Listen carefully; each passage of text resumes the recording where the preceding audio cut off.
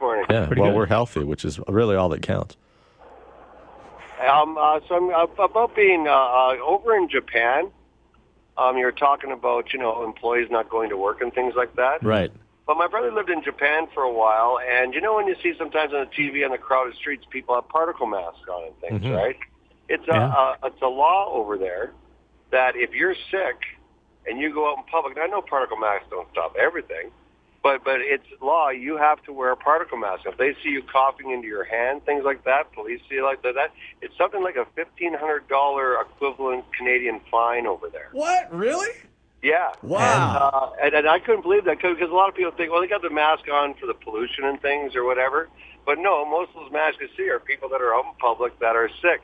And as far as employers, letting employees come into work sick. I mean, more times I'm a bit of the Howie Mandel of Calgary, if you might say.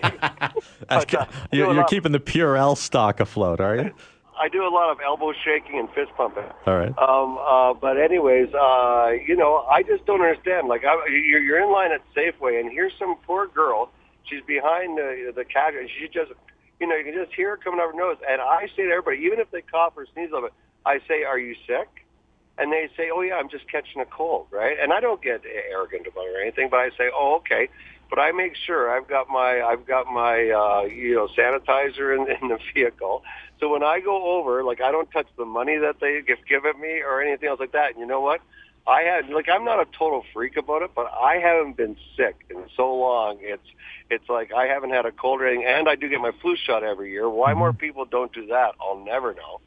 And, it's just, if everybody had a little bit more due diligence, washing their hands and certain things, or people that go out, there's nothing worse, you're at a party, and here's some guy going, "Hey, how you doing? I haven't seen you so long," gives you a big hug, he's a buddy and stuff like that. Also he goes, "Oh, are you sick?" "Oh, yeah, I've been sick for a day." And you go, what are you even doing here? And what are you doing hugging me? Like, I'll tell people, if somebody's coughing, like, I won't shake a hand or something. But if everybody just took a little bit more, caution, if they are sick, say, "Oh, I'd like to shake your hand, but I think I have a cold." That'd be like that's more just saying, "Hey, I'm just trying to stop you from getting sick," and you know what I mean? Yeah.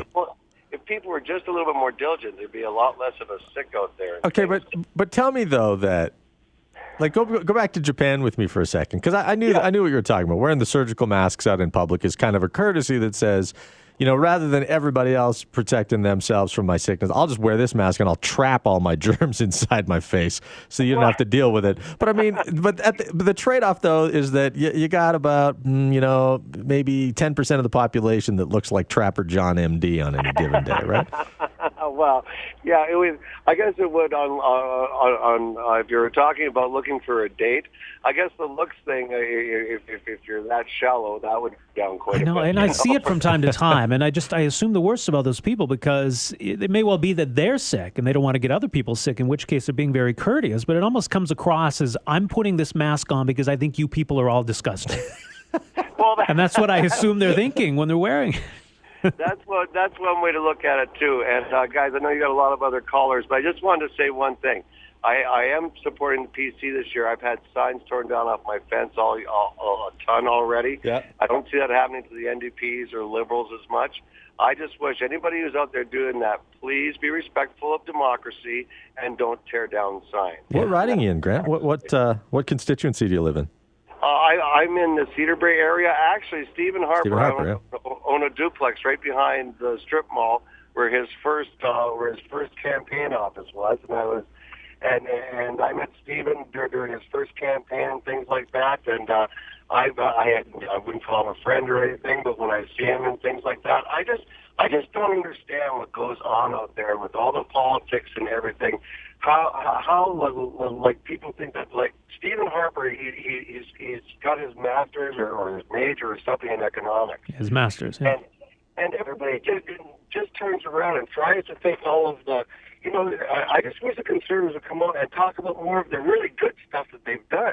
Yeah. They've done a lot of good things. And, I mean, how are we going to control our economy? And now these new numbers came out this morning that besides the oil patch, that things are looking pretty good in other sectors.